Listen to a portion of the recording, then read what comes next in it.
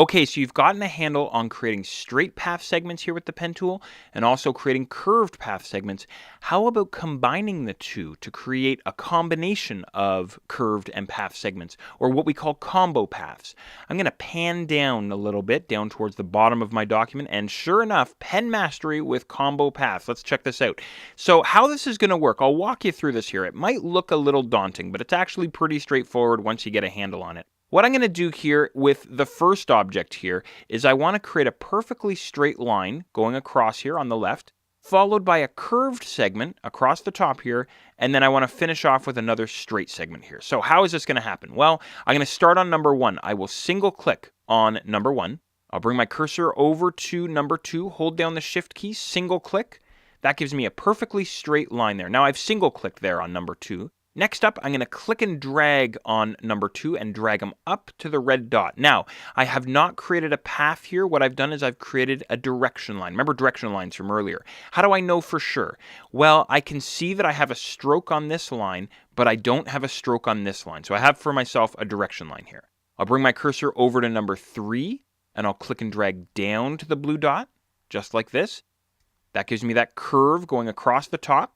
Now, you know what? I'm getting a fill here. I look down at my toolbox and I can see that I'm getting a white fill, which is no good. I want to see my numbers in there. So what's kind of neat is at any time I can stop what I'm doing, hit the / key on my keyboard. That blows out the fill. I can see down in the bottom of the toolbox, and then I can just continue on with what I'm doing. So what I want to do at this point is I want to break off this bottom direction line because the next line that I want is a straight segment, right? If I were to come over to number 4 here and just single click, I'd get that, which is no good. So I'm going to undo here, Command Z or Control Z on the Windows side.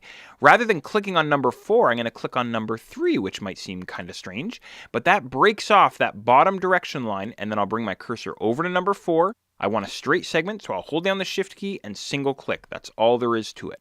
I'll finish off by holding down Command or Control on the Windows side, click away. That's all there is to it. Let me do that one more time for you, just so you have this here. I'll select this guy just by Control clicking on him on the Windows side or Command clicking on him on the Mac and delete him here.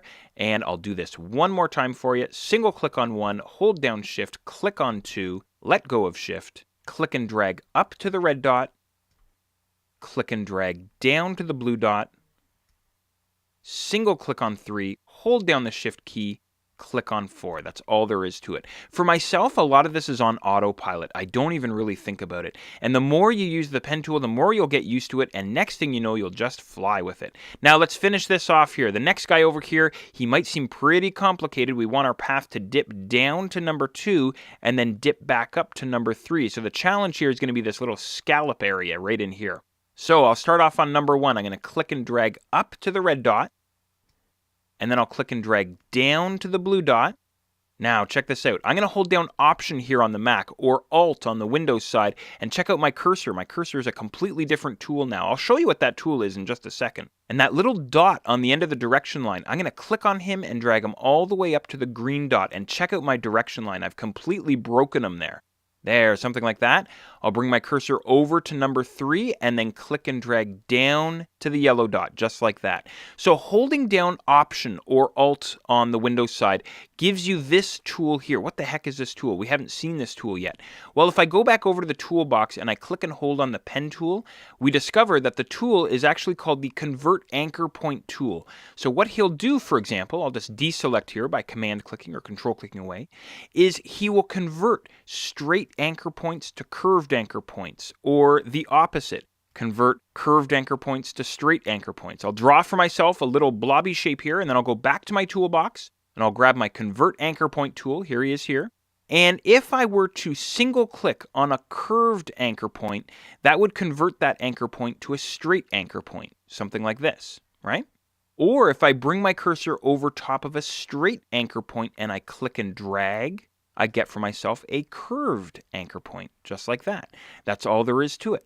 I can actually drag on the direction lines, as you saw earlier, and that will create these little scallops if I like.